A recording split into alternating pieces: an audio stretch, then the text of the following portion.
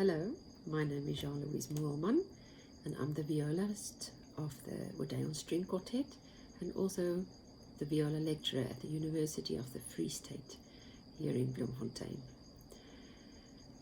Today I would like to share some thoughts with you about practicing. I think the lockdown situation has taught us many things about ourselves and also about teaching, especially when we started doing online teaching.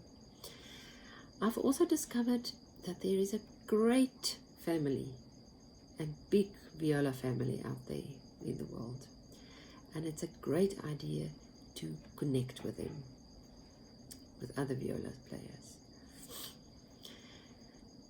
Routine is part of living, and it's also a necessary thing in a musician's life to have routine and to build a routine into your practice time. I started dividing my practice time in sections. You can start with some warming up exercises. That includes stretching exercises. You need to warm up your muscles, especially your big muscles, and to feel relaxed when you start with your practice session. After that, you can start with some left hand exercises and some bowing exercises.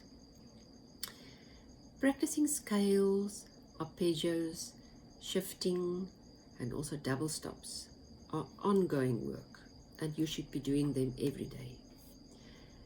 Feel free to contact me if you need some study material or ideas, and I will help you with pleasure.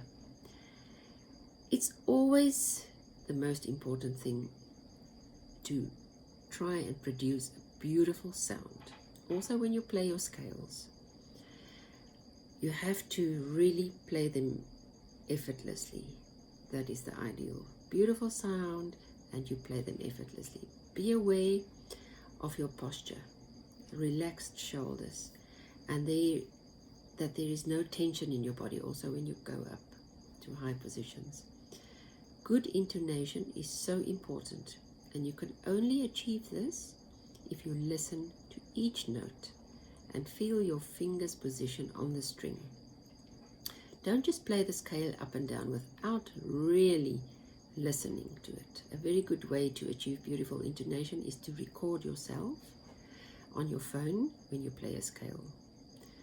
Work on the notes or the shifts that are out of tune. It might be that it is the note after a shift or a first finger on a new string. You must find out which note it is that is out of tune and why it is out of tune. You can then just practice that specific problem spot. Shifting is really an important technique to practice. There are wonderful shifting exercises one can do, but I can promise you, if you spend at least 10 minutes a day on shifting, you will definitely see results in your playing. You must also take some time to practice double stops. Start slowly and practice with precision and patience with a soft hand. Then you can go on and practice your study and your repertoire. I've made my students record themselves and send me the recording so I can give them feedback, and then that made me realize that it's such an excellent way is to record yourself, is to hear what you really sound like and to force us to play correctly and precise from the start. I know it's quite a shock when you listen to yourself on a recording. On the other hand, you might be pleasantly surprised and realize that you don't need to be so nervous or negative about your playing.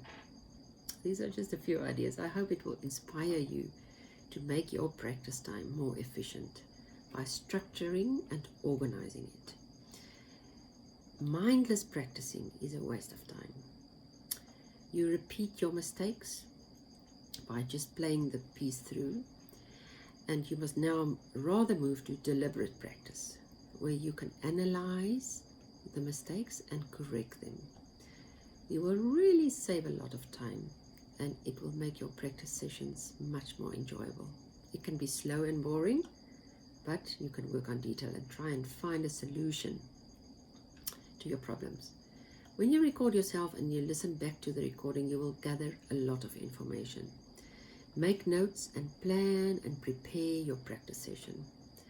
Record yourself again after 2 days and see if you manage to fix some of the problems, and then by doing that you can evaluate your practicing. Another good reason for recording yourself is that it will prepare you for the performance itself. The process helps you to listen and criticize your own playing, like as if somebody else was listening to you. This will add some stress, and that is good preparation for your performance. I think we all realize and we know that a good teacher is essential for anybody. Your teacher will listen to you in the lesson and make suggestions and give advice and hopefully inspire you. But then you go home, and when you're at home, there's nobody to listen to you but yourself. So now you become the teacher. You are not only the performer, but also the listener. That's why I say practicing is listening. For me, that sums it up. Galamian said in his book, practice time should become self-teaching time. You should now become the performer and the listener. And the best way is to record yourself, breaking up your piece, and by practicing every little detail will also help you to memorize the piece. Simon Fisher said, playing from memory is all to do with knowing the piece well. If there are any problems playing a passage from memory, there's usually no need to look further and simply to getting to know it better. That means practicing it more. I hope I've given you some ideas and that your practice time will be more structured and enjoyable. Thank you very much.